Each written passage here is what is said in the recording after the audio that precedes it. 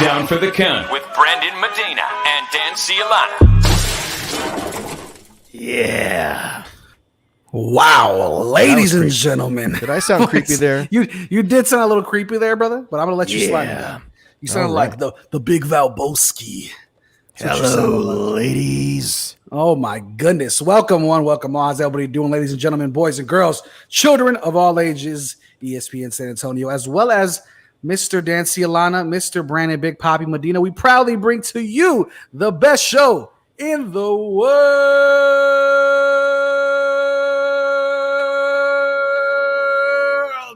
This is Down for the Count. I'm your man, Brandon Big Papi Medina, my beautiful, bald-headed, wonderful looking, God's grace bringing Mr. Dan Alana is in the building, people. How are you doing, brother?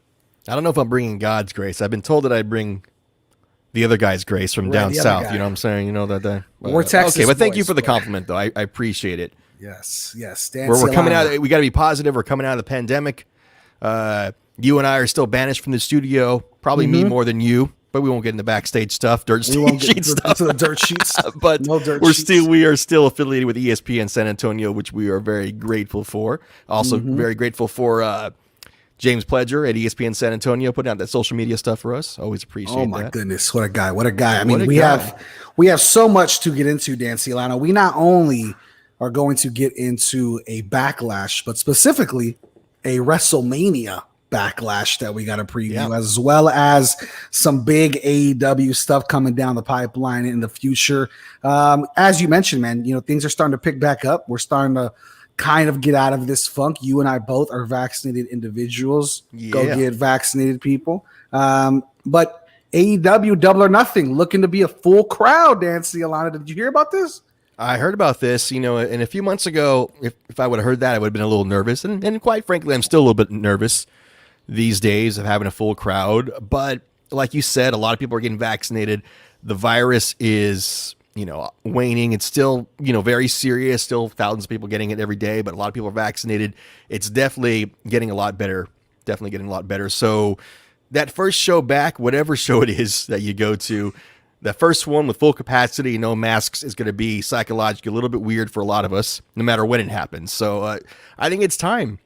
The CDC today said that people can even be indoors now, unmasked if they're vaccinated. So obviously the risk is always going to be some risks there, but I think we've just been living with this pandemic so long that just the idea of going back to normal, it just seems so weird. to a lot of us. I mean, some of us never changed our lifestyle, and F you to those people. But for the rest of us, it's kind of an adjustment period. I mean, I went to my first wrestling show a couple weeks ago. It was a local wrestling show, Mission Pro Wrestling up in Buda. Yep. And as the first wrestling show, local show I've been to, first show of anything I've been to in over a year and a half because of the pandemic. So would you, though, at this point, Brandon, if you got a chance to go to Florida, to be at Daly's place, to be there for Double or Nothing in a full crowd, sold out crowd, would you feel at ease being there? So I definitely believe we're pushing the momentum pretty quick. I definitely think a full crowd is obviously, to me, and I feel like even to yourself, a little much to sit in a full crowd, right? But I do think crowds need to be involved. I do think it's time to start weighing that process. And I just don't know that you go from, maskless crowds to straight full ones that quickly. But also, I mean, you look at here in Texas, I mean, the Texas Rangers have done the full stadium, the Astros. I mean, a lot of different events have already taken place. So I think it's time for wrestling to follow suit. I 100% agree. I can't go back on it. Just next week, I'll be in Fort Lauderdale, Florida for a bachelor party. So I can't even say I'd be nervous to, because obviously I'm making that trip anyways just next week. But yeah. I do believe the entertainment deserves it. The fan deserves it. It's just be smart about it, right? If you're feeling under the weather, don't go. I mean, it's that simple. I don't understand why you'd want to push the limits in a time like this, but I do believe from a monetary standpoint, it's clearly the best thing to do. From a moral standpoint, I think we're already at the point where so much else has opened up. Why not, wrestling and WWE and AEW shows alike? Yeah, and Joshua on Facebook says there are risks in everything. Time to go back to normal. So I understand that sentiment. I mean, that's why we got the vaccines, right? So we can go back to normal. We didn't get the vaccine so we can be home for another year. This thing is ending, and a lot of us have a lot of feelings about the way things were handled on all sides. But the fact is, I think everybody can agree that this is at least declining rapidly, and it's time to go back. For me, I don't know. I mean, if I found out that Monday Night Raw was going to be at the AT&T Center next week, would I go? Full crowd? I wouldn't. I don't know that I paid for Monday Night Raw, period, right now. Oh, you're right. You're right. But even before the pandemic, I don't know if I would go to Monday Night Raw. Mm-hmm. Monday Night Raw, it has been an adjustment. Listen, I'm a new father, and it's more of an adjustment for me to watch Monday Night Raw than deal with a new baby. That's absolutely for sure. It's tough. It's tough. But AEW, of course, since we're on that topic, Double or Nothing is going to be huge. I mean, this is their. I would assume, besides All Out, I mean, if All Out is their WrestleMania, this is their SummerSlam. This is their. What's the comparison for Double or Nothing? It's a ginormous pay-per-view. Yeah, it's definitely their version of the Big Four. Right. Because I mean, Double or Nothing and All Out are for sure the two biggest, and this is the first pay-per-view AEW put on as a company. Period. This is the first one. This is the inaugural one that we saw way back when. What is that? 2 years ago, right? It's already been. I think so. It's been amazing. It's been 3 years by now. Yeah, who knows? I mean, it was definitely pre-pandemic, of course, but AEW has been on a tear. Obviously, blood and guts. I didn't get to talk to you last week, but I'm sure you loved it. Joshua Wilbur, again, our boy, said, I would only pay for NXT. WWE's downhill bad. AEW is coming to the Austin area. I did see that. Cedar Park? Yeah, are you interested in going, Dancy? Should me and Dancy Alana make that trip up to Cedar Park for an AEW show? Well, I gotta look at my money situation. Listen, no, unless wait a minute, we should get. Come on, that's what I'm saying. Dan, press passes. Dan, why do we have those four letters in our show if we can't get any freaking press passes? Dan, come on, that ESPN name has to open up some doors. Don't be talking finances, Dan. You got to live the gimmick now. You got to live the gimmick like Ted DiBiase and Ric Flair. Right. We got to pull up in a Rolls Royce. Number one, number two, we need press passes, but number one for sure is that Rolls Royce before we get anything going. But AEW, man, they're moving quick. Things are getting better. I don't know. Me and you aren't big on numbers, but I have to assume either they're neck and neck. That's what our ex-girlfriends say. Right. I have to assume, but either they're neck and neck or absolutely dominating the ratings when it comes to wrestling. I think they're definitely doing well. The AEW inspired WWE to move NXT to Tuesdays, and I don't think it was a coincidence. That's a good way of saying they whooped their ass. Yeah, inspired. Yeah, and of course WWE will deny it because WWE lies and they're bad people. Mm-hmm. Not Absolutely. all of them. No, not all of them. We lost. We can some, talk trash some about because we did lose some good ones. Some of our friends behind the scenes lost their jobs, so now we can let the gloves could come off. We can talk crap. I wish it was as big of a deal if somebody jumped ships after from WWE to AEW as it is like on TV. Like maybe we bring them on and we're like, oh my goodness, can you believe it that this person in the background jumped? Yeah, from the WWE guy who to books AEW. our matches now works for AEW. Yes, exactly. Or Yes. interviews, I should say. And I think the streak is still alive, Dan. You know, the streak of guests on this show living up to their name and finally making that big push for their potential is continued. Obviously, the only streak in wrestling that matters, of course, Dan Alana, is my streak, but that's a close second. The greatest streak in the history of wrestling is not the Undertaker WrestleMania streak. No. It is Brandon Medina Spirit. Yes. My spirit. refusing to buy a wrestling pay-per-view. And I assume that after May Double or Nothing, that streak will continue. The day that streak ends, the day that Brandon Medina Spirit streak ends of not buying pay-per-views, I will be like that wide-eyed guy in the front row. They'll make a meme out of me because I'll be so shocked. Because I think you're at 22-0 at this point. At this point, yeah, we've been doing this show for a couple years now. We have to be in the double digits for sure. I think me and Taker are going 1-for-1 at this point. But yeah, I mean Thunder Rosa and Jasmine Allure, I know two friends of the show. Yeah. Thunder Rosa, OG of the show, has been on the show plenty of times.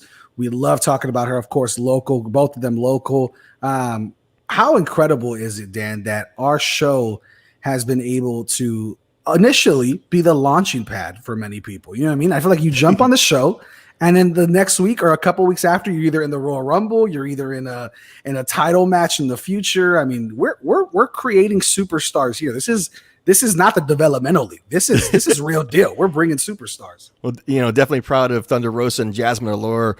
I know Jasmine's had AEW matches like on YouTube and AEW Dark, but I'm pretty sure this might be her first match live on Dynamite, and maybe the first time that two former Down for the Count guests have faced each other on Dynamite. So that's cool to see.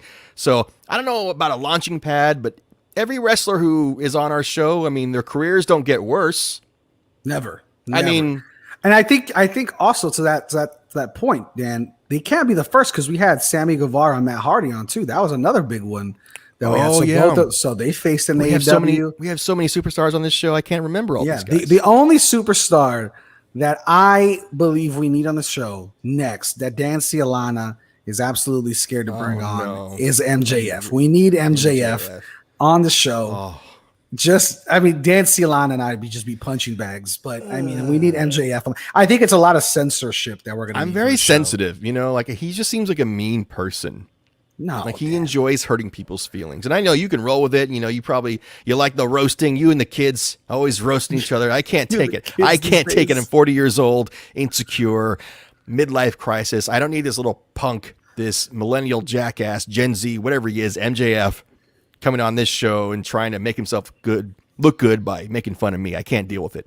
I was so glad to see him bleeding last week at the end of that match. What a blood crazy and guts, blood match. all over the place.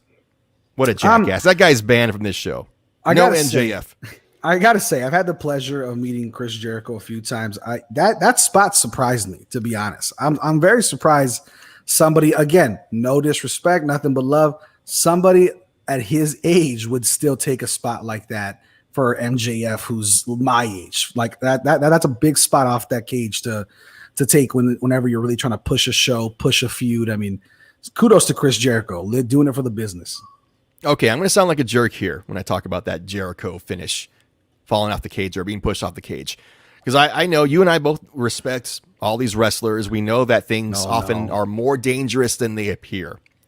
But let's be completely honest. Just take off your wrestling analyst hat. Take off your fan hat. Imagine you were watching last week's Blood and Guts ending with someone who doesn't watch wrestling, and they saw Jericho get pushed off the cage and fall. Imagine if they were a little bit cynical. They thought you were kind of silly for watching wrestling. Don't you think when they saw that fall, they saw Jericho fall through that floor, they would look to you and said, he fell on a pad. It's obvious. Don't you think they would have said that to you? And 100%. And again, no disrespect to Jericho. I think that spot was more dangerous than it looked. Hey, falling 15 feet, that's scary no matter how you're doing it. And I'm not disrespecting. There's totally ways you can still injure yourself even if you fall on a humongous marshmallow. I'm not disrespecting any of the wrestlers there, but I just think in terms of the way it looked on TV, I think a cynical person would have been like, yeah, he fell on a pad.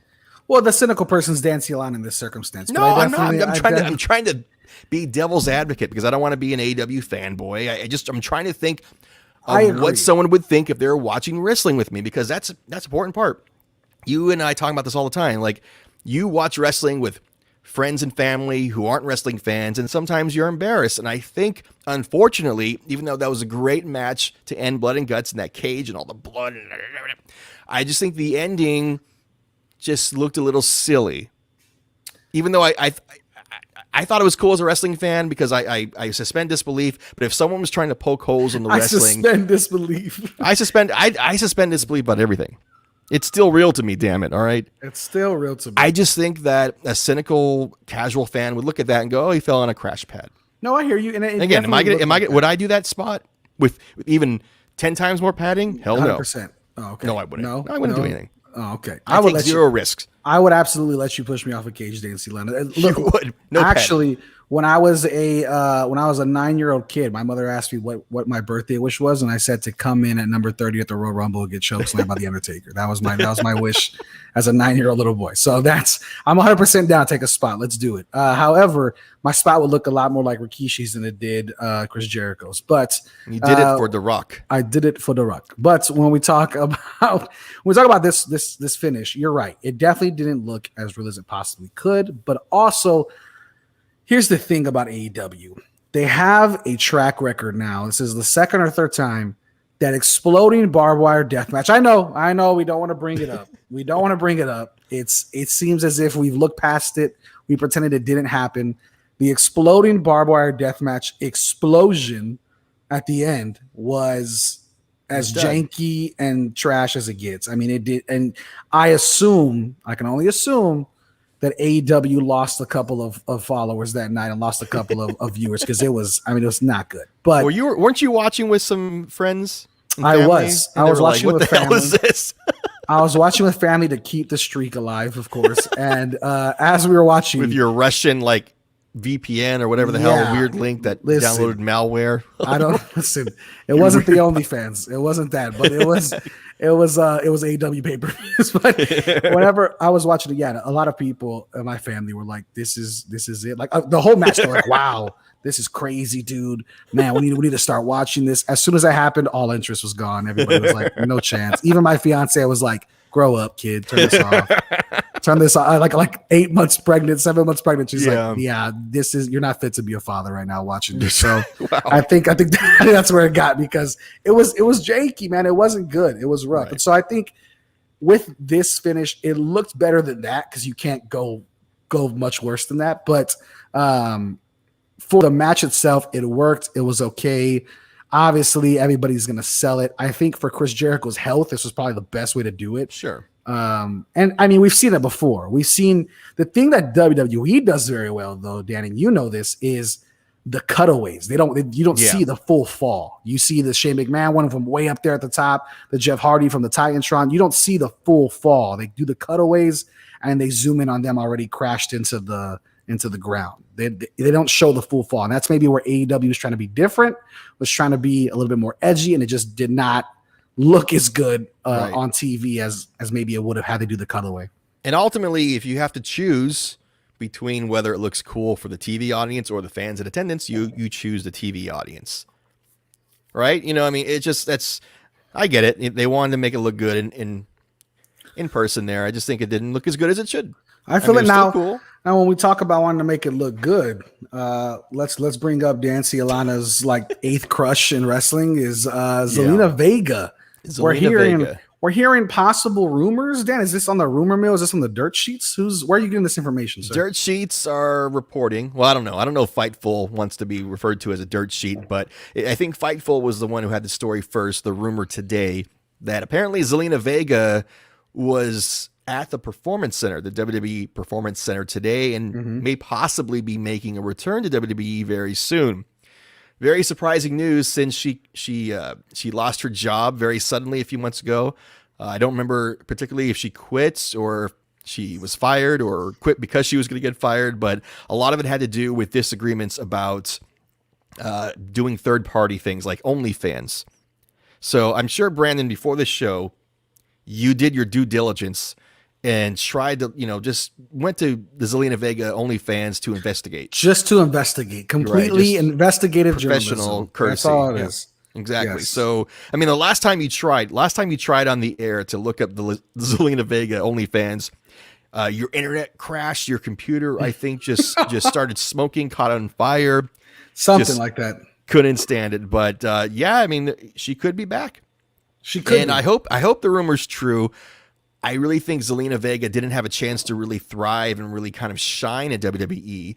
She was treated more as like a valet. I wonder if some fans didn't even realize that she wrestles. She didn't really have that many high-profile one-on-one matches. And I think if she comes back, and hope she does, I hope they don't just stick her with some Mexican wrestler to be the valet / maybe girlfriend. I hope that she's actually a competitor. If and when Zelina Vega comes back, I'm going to say when, because on this show, we've been known to put things into existence, right? We say things and then they happen, whether it's Bianca Belair being main event of WrestleMania and then winning, and Alex Gracia facing Shida. We're going to say it on Down for the Count because that's how things happen. Zelina Vega will return to WWE and she will be a singles competitor and she will have a championship match sometime before or up until SummerSlam. That's what I'm saying. I will say, I think He-Man is now the second best at being the master of the universe because 1980s reference there. Man. We absolutely are the curators of the universe. Everything. Dancing, I was trying to drink a beer and laugh at the same time. Don't try this at home. I didn't expect a He-Man reference. I understand. You got some GoBot stuff now? Listen, your boy's full of them. Your boy's full of references over here. You're full of something, man. Whenever we're talking, full of malware from OnlyFans. But when we're talking about this, I 100% agree. I think Zelina Vega, when we've seen her wrestle, we've seen some incredible moments that she can absolutely go. We know she can wrestle. We know she can be a top tier talent. It's just about pushing her the right direction. And currently, as things stand, we haven't seen a specifically, not that it matters, I'm not trying to make it this type of conversation, but we haven't seen a specifically Latina dominant wrestler in WWE for quite a while. I mean, I guess Melina would be the only, that'd be the only closest. 15 years ago? Yeah. So, I mean, we have not seen, and even then, again, she was kind of the sidekick. She was kind of the handcuff. It wasn't like she was herself and, pushed into the scene, but Zelina Vega could definitely benefit from it. And the fact that we're mentioning her, I mean, we mentioned Rhea Ripley 2 years ago, goes on to fight Charlotte Flair at WrestleMania. We had Bianca Belair on the show after we mentioned her on one of our first shows when we talked to Charlotte Flair. She goes on to headline WrestleMania and win the WWE Women's Championship. I mean, we put it out into the universe. Usually the universe finds a way of listening to Down for the Count. Not that Vince is listening. However, I know he is. Hello, Vince. How you doing? But, Zelina Vega clearly being at the Performance Center is better than just being cut and dry. And obviously her husband is still under contract, I believe, even though we haven't seen him in like months, Aleister Black. But when you look at Andrade, he's nowhere to be found. I think he's fighting Alberto Del Rio. I think I saw on social media somewhere, and I think it's in Mexico, I believe. But Andrade, Alberto Del Rio, huh? He's still allowed to wrestle. I have no idea. He's not in jail. I'm surprised he's allowed to do anything these days. But Andrade, by the way, speaking, we were joking about never having MJF on this show. Alberto Del Rio will never, ever be on Down for the Count. That is a shoot. I have no interest in having him on the show. He will never be on the show ever for any reason. He also had a very awful restaurant that opened up here, so that's the only beef. That's the big beef I've had with him. But anyways, if he wants to come on the show and talk about like how to fail at being in the how to like kidnap women or something, I guess something like that. If ESPN is always trying to add niche shows, if they ever do like wrestlers who kidnap women's show. We can have Alberto Del Rio on. Yeah, he'll be the prime person to give us, all the tips of the trade, I guess. Someone's going to send him this link. Go ahead. Please. Go ahead. And then what's going to happen is he's going to show Andrade. Andrade's going to come on the show, and then he's going to be champion in 2 months. That's how this is going to happen. So the universe finds different ways. I do believe Zelina Vega, though, man, going back to her, she deserves an opportunity, whether it's here or elsewhere. When I say here, I mean WWE. I could see her also go back to NXT, kind of go back, retrace those steps, get the fan base following more. It's on television now. That is where Andrade and her were successful, because as soon as they hit the main roster, it was who cares? Nobody. Yeah. I mean, so I think, and unfortunately, you see that a lot, which is why I believe Finn Balor stayed where he stayed so far, because he's finding tons of success there, whereas there's not a spot on the roster for Finn Balor currently. You can't. There's just not. I mean, he can come in and he might have a few great matches with Shinsuke or with AJ Styles, and they're probably going to be incredible matches, but he's always going to be behind the Daniel Bryans and the AJ Styles of the world. And of course, the head of the table, Mr. Roman Reigns. I mean, Seth Rollins over there and Raw. I mean, it is just, there's not a spot for people like that. And it's unfortunate because Gargano, Ciampa, Velveteen Dream has fallen off a little bit. But when you look at the talent NXT has, I mean, it runs deep. And unfortunately, for the main roster, you're not going to get that. But also, fortunately for WWE, is they've done such a great job at making NXT what it is today, that it's a prime show. Me and you both believe it's the best show that WWE continues to produce. Yeah, and I think it's easy to get caught up in the mentality that NXT is still a developmental league, and then if you do really, really well, then you get put on the main roster. And I'm sure there's some of the wrestlers in NXT who believe that, who are striving to be put on the main roster, but also there are some, like Ciampa, who have famously said, I don't want to be on the main roster because I am already on the main roster in NXT. So I think it's an example that even within different parts of the company, there's different cultures. And even at the radio station, ESPN San Antonio, you go down the hall to some other radios, every other radio station just 6 feet away in that building has a different culture. Right. And I think it's the same thing with NXT and WWE. So this idea that NXT is a developmental, and I mean, it's not. It's not a training ground anymore, because if you're on USA TV live on primetime, you're not a training ground. No. So I think NXT just needs to just be seen as just a different just a different product, and that's fine. Not one's not better than the other, WWE, but I think instead of thinking of, okay, once you do good at NXT, you go to WWE, the main roster, I think the conversation should be more of like, which culture do you fit in better? Because NXT and WWE have a different culture. NXT is not mini WWE. It's almost like it's a completely different company, and I think it should be treated as such. I'll tell you what, Dan, you have a lot of aggression in your heart right now. You know what I mean? I don't know how Passion. Maybe because I'm drinking root beer, not beer. I'm trying to be a good guy. There you go. Not be freaking drunk on ESPN San Antonio. Fair enough. However, in the previous shows, of course, things get a little out of whack. But yeah, when we talk about the current states of wrestling, of course, we have to get into this WrestleMania Backlash. But before we do, Dan, before we do that, yes, are you a fan of the name WrestleMania Backlash, or should this just be Backlash? I'm not a fan of WrestleMania Backlash because I think WrestleMania should be its own special Yes. event. I mean, maybe the Monday after Mania, or even the SmackDown after Mania the same week can be WrestleMania Backlash. But I just don't like the idea of just like, oh yeah, well we're just going to call it this because maybe more people will watch it if we call it WrestleMania. I don't like it. I like it better when it's just Backlash. Not a big fan of it. And you know what, Brandon? Go ahead. I'm so much not a fan of the name WrestleMania Backlash. Wow.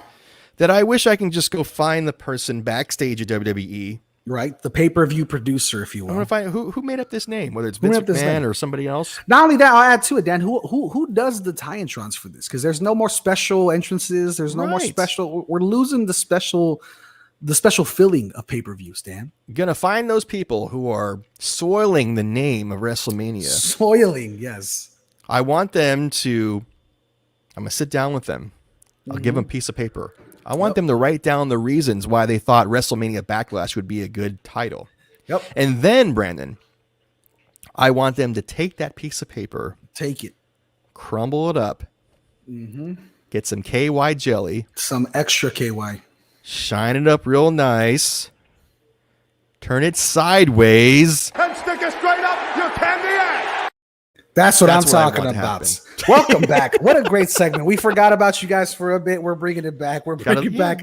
I got some aggression. I don't like the name. I don't like the name. I don't either. I think it's a BS name that's half-assed. I think it's just to draw on viewers on Peacock. And let's be honest, Peacock hasn't been that great thus far with WWE. So, I mean, listen, I'm fine paying $5 instead of 10, but also, come on, I missed the quality of the other 5. So, with that, let's go through these matches. Of course, we have some interesting ones, so ones that I did not ever expect I would see in my lifetime, and that's starting off with Damian Priest and The Miz in a lumberjack match.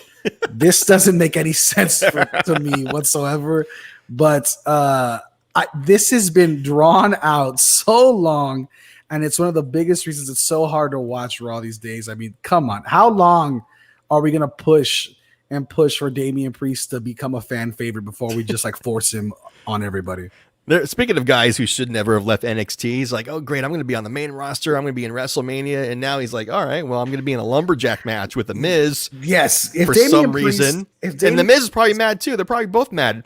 Damian Priest is like, I don't want to wrestle The Miz. And The Miz is like, I don't want to wrestle Damian Priest. He's like, who the hell are you again? Who are you?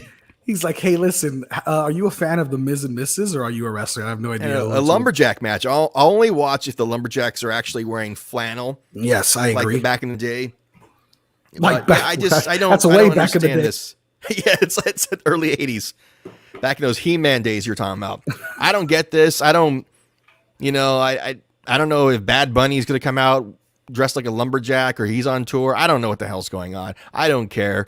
I just I don't know what the hell they're doing. Miz was on Cloud 9 just a few weeks ago, a couple months ago. He was, he was a champion, and the hell is he doing now? He's going to be doing like the pre-show. This will probably be on the pre-show. Yes. On the free pre-show on YouTube or something. I don't know. I don't give a damn about this Damian Priest versus the Miz match. And our buddy Joshua Wilbur said the same thing. I like Damian Priest, but he'll probably end up like Aleister Black back in catering. That's exactly how it's gonna be. I think Damian Priest. I've watched Damian Priest, who used to be Punishment Martinez in Ring of Honor. I've watched him over the years. Absolutely incredible talent. If this was 1996, he'd be over as Roller. He'd be absolutely over. If this was 1996, if we ever had Damian Priest on this show, don't be like, dude, bro. If this was like 96, this would be so exciting to have you. That's exactly. You were born 25 years too late. Yeah, I'm gonna be like, wow. I'm gonna be like, wow, oh my goodness. Here's our guest, Damian Priest, because we couldn't get Gangrel. So let's get. This is what I mean. If this was 96, hey, I take Gangrel on this show. I'll play this clip right. 100%. I love to have. That's my favorite entrance of all time. That's what I'm saying. Damian Priest deserves to be in the Brood. Something similar. Do something like that. Send him back to 1999. Yeah, send him back. If there's a time machine, Damian Priest needs to be the first guy in it because he's just the success you would see, especially with the whole like shooting arrow gimmick against that's cool. It's very like the Crow-esque, and it's very like Gangrel, that mid to late 90s Hot Topic. Yeah, exactly. I mean, you had like people like Raven that were successful in the 90s because of gimmicks like this. They just kind of are the outsiders. And so, I mean, Vampiro. I mean, there's a bunch of people like that. So, well, Damian Priest, I look at him just from his presence on WWE TV. I don't know his story. Like, you should be able to look at a wrestler and go like, I know what makes them tick. I know why they do what they do. But when I look at Damian Priest, which I don't look at him too long because it's boring because he's fighting with The Miz, but I don't know why he's there. I don't know what his drive is. I don't know what his story is. I can't tell from watching WWE. He's just like this random dude who's like, my gimmick is I don't have a beard like everyone else has a beard, but I don't have a beard. And I hang out with Bad Bunny because we're both Puerto Rican. Yeah, that's the only reason. That's the only reason. Because Bad Bunny definitely would never hang out with Damian Priest. But I mean, that's what I mean. It's just like when he was in NXT, he was like this like flashy high roller guy, but also like kind of a vampire. And it was like, I'm not following this. So maybe you could get away with that stuff. On NXT. Is he an actual priest? Like, does he preside at mass? He does baptisms and stuff. Just let's take his vignettes are just him at churches, just a homily. He's like, but he's Damian Priest. So I think it's dousing the audience with holy water. But because his name's Damian Priest, I think it's a play on words like Damien from The Omen. Maybe it's like he's like a demonic priest. He's like a devil worshiper these days. I have no idea. Who knows? But so I can't tell. But who hangs out with Bad Bunny? Who hangs out? Yeah, clearly Bad Bunny's not for the people. But when we talk about this, it's gonna be a lumberjack match, and then WWE has this fascination recently of, hey, we can't make up our minds to see who's gonna wrestle, so let's just do a triple threat match, and they did that with both the women's championship and the WWE championship. Or we need a cheap way to take the championship off the current champion, and we don't want to have them look bad. Exactly. So we're going to see Rhea Ripley, Asuka, Charlotte Flair, which on paper sounds incredible, but we have been seeing it every other week. So, I mean, we don't get the excitement anymore. Bobby Lashley, Drew McIntyre, and Braun Strowman, same thing. Every week on week, we're seeing these guys go at it here and there. We're seeing the banter, but it's not enough to make you excited for this. You know what? I think I want to, speaking of Braun Strowman, I think I want to retract a statement I made at the beginning of the show. I said, appearing on Down for the Count has never actually made anyone's career worse. Braun Strowman appeared on Down for the Count, and maybe he's the outlier. His profile was already kind of going down low. Nice guy, but I don't think Down for the Count really helped him out too much. If you look at before Down for the Count and after Down for the Count, I think Braun Strowman would have preferred not to be on our show. I'm not saying it's because of us, but it may be. Did he win the Greatest Royal Rumble, whatever, after our show? Was that the I think it was before. Damn it! I was hoping just to claim that as like something we were able to do for him. No, like after when he was on our show, it was. I was trying to get excited, but he was promoting like he was going to fight Roman Reigns for some no reason. They just threw him in a match with Roman Reigns for like the season premiere of SmackDown or something. It was like, all right, well, okay. Oh yeah. Well, I mean, he ended up going to WrestleMania and doing the same thing, but obviously, I mean, of course, I think since him being on our show, greatest thing he's done is pull Shane McMahon through a cage. So I mean, that's awesome. Good for him. I know he used to be pushing over ambulances and stuff like that as well. So I don't know if that's pre-show or after the show, but maybe we gave him that strength. But these are two matches that are going to be good. They're going to be watchable, but nothing you haven't seen already. The one I'm actually excited for that I think you're also excited for is that Bianca Belair and Bayley match. That's the one match that sticks out to me that is exciting.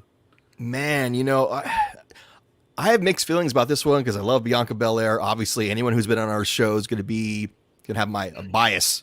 I'm going to have a bias for them, I should say.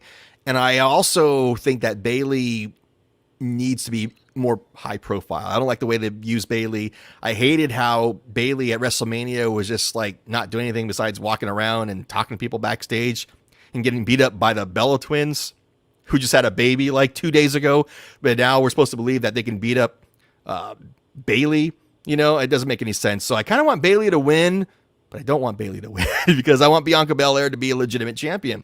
Yes. She told us on our show on Down for the Count before she won, she said she wanted to be a fighting champion, and she doesn't want anyone to think that her win at WrestleMania was a fluke. And I know we're like a month away from WrestleMania, but I think if Bianca Belair loses her championship this Sunday at WrestleMania Backlash, I think it'll do some damage. It will look like WrestleMania was kind of a fluke. I think it'd be a bad idea. I actually want this match to end in a schmoz. I want to see the rivalry continue. And if Bianca Belair does drop the title to Bayley, I want it to be at a really big event, like maybe SummerSlam would be a good time, but no sooner than that. I don't see Bianca Belair dropping the title till 2022. I know we haven't seen it. It doesn't happen like that normally these days. I think the last time we saw something like that was probably, I mean, Roman's been champ for quite a while now. But when it comes to a women's champion, we haven't seen that long of a championship reign since AJ Lee, right? That was the longest one for a while on Paige. who was it? I think AJ Lee broke the record. I want to say she like held it the longest of anybody, but not sure. Google that. Let me know. But Bianca Belair needs to be cemented as the top, female competitor in the company. And Rhea Ripley needs more respect too. We don't respect her at all. I mean, I feel like there's a lot of ways to go about it, but I mean, you had her lose to Charlotte Flair. You've built her back up to be this absolute dominant woman in the division. Bianca Belair never had a loss that put her back. This would put her back dramatically, and I'm talking like the Fiend dramatically, where it'd be like you built her up to be this top-notch, unbeatable character, the EST of WWE. You cannot go back on that. Bayley had her time, had her reign. She might have been the longest reigning one. I'm not sure, but I know Bayley had it for a long time too. But Bianca Belair needs this win, especially against somebody who just held the title for as long as anybody in the recent memory. Do you think Bayley's at the point now where she doesn't need the championship? She already has the prestige. Yes. Like, for instance, I think about Charlotte Flair. If Charlotte Flair is never the champion again, or even if she's the champion just for transitional, she's still Charlotte Flair. It does. So maybe Bayley has that credibility at this point where she doesn't need the championship. I think Charlotte Flair, and I want to say it's up for discussion, but I really don't think it is. She is the most decorated woman in WWE history. She is to me, hands down. There's nobody behind her or close. There's a lot of great female competitors, but Charlotte Flair is the best female wrestler we've ever seen. I'm just going to put that out there now. Okay. As far as championships, as far as athletic ability, storytelling, presence. Yeah, I mean, and we're biased again. Another down for the count guest. Yes, one of the first ones. Yeah, one of the we're biased. So I mean, she to me is the pinnacle. Now, every one of the pinnacle. She could be hanging out with MJF over at AEW. Yes. Have any inside information? They seem like a great couple. Sure. That'd be a swerve. That's a swerve, bro. That'd be a couple Vince Russo would love that. That'd be a couple that just roast everybody. You'd get no words in at dinner. But when it comes to the Four Horsemen, each one of them have had their time. Bayley's been the best. Charlotte Flair's been the best. Sasha Banks has been the best. Becky Lynch had the biggest year we've ever seen in the female division. And when she comes back, don't get it twisted. Becky Lynch will jump right back to the top. And I pray to God we see Becky Lynch versus Bianca Belair. I mean, that's a match that has to happen. Mania next year in Texas. How about that? Book it, Vince. Book it, Vince. So that's what I'm saying. I think those are huge. And then, of course, Ronda Rousey's going to come back. Let's not play ourselves. You think so? Be marks. 100% will come back. That's going to be a big one too. I don't know if she really. I don't know if Ronda Rousey really enjoyed her time at WWE too much. I don't know either. But the one thing I will say is when it comes to women's wrestling is you're normally good, Dan. You're really good at calling out potential. We've talked about Bianca Belair before, like a year, 2 years ago, and talking about how great she was. But you've also said Matt Riddle's going to be the next big thing. And I said that Dana Brooke was going to be the woman of 2020. And you said Shayna Baszler was going to take over. I mean, you had some misses here. It just like a psychic or like a tarot cards or horoscopes. I only want to remember the good ones, not the bad ones. I want to remember when I hit it, not when I missed. Yep, fair enough. Now Roman Reigns, Cesaro. What is on a scale of 1 to 10, Dan? Scale of 1 to absolute hype. Where are you in that? Are you feeling over a 6? Because I'm absolutely at a 5. I'm right in the middle. It's interesting enough for me to watch, but if the streak was on the line, I'm not paying for it. I think this will be a decent one. I think this will be a B match. Roman Reigns versus Cesaro.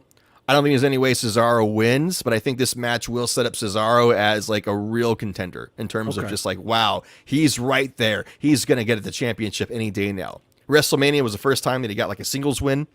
WrestleMania. So he's finally getting that kind of prestige that the fans have been wanting for years and years. I don't think he wins. Cesaro wins this Sunday versus Roman Reigns, but I think it'll be a great match. And I think Cesaro is going to look really, really good in the match, but I definitely think Roman Reigns is going to retain. I think so too. I think so too. And also on that card that we're not going to talk about because why would we? Is the Dirty Dogs. I'll let you figure out who's in that tag team. And then Rey Mysterio and his son Dominic Mysterio. Oh, Bobby Roode, Robert Roode. Oh my God. From those TNA days to now, I mean, just the decline is just between TNA and NXT. Like my NXT, God, like, he was great. I saw him fight Shinsuke whenever the Royal Rumble was here in 2016. Great match, but the decline. I mean, even Dolph Ziggler, that dude is incredible, and we just showed no respect to him. Bobby Roode, go back on YouTube sometime and look up Bobby Roode's WWE main roster debut. I think he debuted on SmackDown. Look at the pop he gets. Look how great he looks. And he even just goes like, wow, like he was just like hyped and everybody was into it. Everyone's singing the song. I mean, this great entrance, glorious. And we never even see it anymore. It's just like, he's just a generic guy. It's like, oh, you'll be with another generic guy. You'll be with Dolph Ziggler. Man. I mean, he deserves better. Yes. I mean, how many people can say life was better when I worked for Impact Wrestling or TNA? Not many people can say that. Yeah, it's probably Robert Roode, Samoa Joe. Those are I want to say Vince Russo. I want to say Christopher Daniels, but I think he's doing pretty well for himself currently. But like Al Pacino says, man, hey, listen, every dog has its day. And unfortunately, that's just how it is, man. Joshua Wilbur was there with me over there in San Antonio, clearly, and that was an awesome pop there for NXT. That was when NXT was looked at as the developmental, but now we know NXT is where it's at. But it's going to be interesting, man. WrestleMania Backlash, possibly WrestleMania SummerSlam, and WrestleMania Royal Rumble, and WrestleMania everything. I have no idea what we're doing with names these days, but WWE is definitely still pushing the boundary. Will we see a full WWE packed stadium by SummerSlam, Dan? I don't know. I think I assume if they do it, it'll be like an outdoor thing. I think didn't they do an outdoor SummerSlam a couple years ago? I know they've done it before. I was going to say, I don't remember since British Bulldog. That's what I was thinking out in Wembley Stadium. That was like, what, 94? Yeah, the Legion of Doom coming out on the motorcycles and such. Oh, that was great. Yeah, that's old school back then. Dancy Alana you can't see it, but he's popping up from the bottom of the camera. Oh, man, but anyways, British Bulldog. Yeah, that was a great WrestleMania. Or no, SummerSlam. But I know that a couple years ago, I think in Phoenix, an outdoor stadium out in Phoenix, they had Royal Rumble. So maybe that's a place like that. They can have it for SummerSlam. My thing is that's a baseball stadium. I don't know that SummerSlam draws that many the way Royal Rumble would. You know what I mean? Paper that damn thing, man. I mean, feel free to come bring it. Maybe we could fill up the Mission Stadium. That's about what we could do. We could do that for sure. But yeah, man, it's gonna be interesting, and me and Dancy Alana will be right along for the ride like everybody else, man. We're gonna make sure we're bringing you the best coverage. I'm sure we'll figure out pretty soon some more future guests, but as it stands, WWE went through some crazy changes. We're just following along. Yeah. And over the next few months, hey, listen, people's contracts are ending. People are going to start moving places. Yeah. Double or Nothing, we're going to see some big things I think we're not expecting. And I don't know if Samoa Joe's available, but if he is, get his ass a contract. Absolutely. I think it's, we've been talking a lot of crap, but I think obviously we're happy that the pandemic is waning and that wrestling's coming back with crowds. We got NXT coming back to the Central Texas area next month. Mission Pro Wrestling is going to be doing San Antonio shows in August. We got Heavy Metal Wrestling in June. Sabotage Wrestling here in June as well. San Antonio. River City Wrestling is coming back. Oh, great. And, I mean, there's just all the wrestling's back, man. I mean, think about last year at this time. Think about April, May last year. How we were like, oh God, do we even want to do this show? What are we doing? Well, that was more me.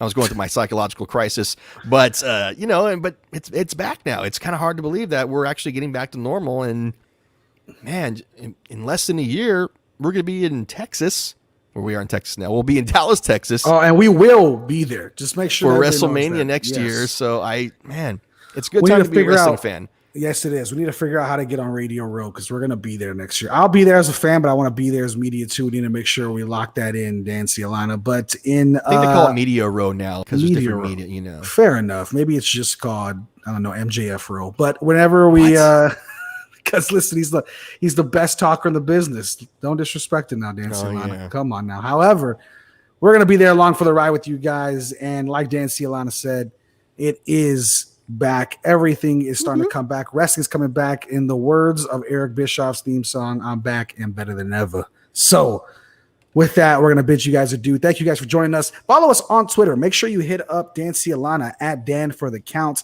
He will absolutely welcome your follows and ignore your replies. I am at Big Poppy Brandon M. I will do the exact same, except unless you start talking really good wrestling news with us, or maybe we can find somebody who's insider, right? Who's give us the scoops, the dirt sheet scoops. We need somebody like that. So if that's you, hit us up. However, keep it locked. We are always with you guys, as always, sponsored by ESPN San Antonio, the good people over here in San Antonio. And with that being said, that is the bottom line, because Down for the Counts said so.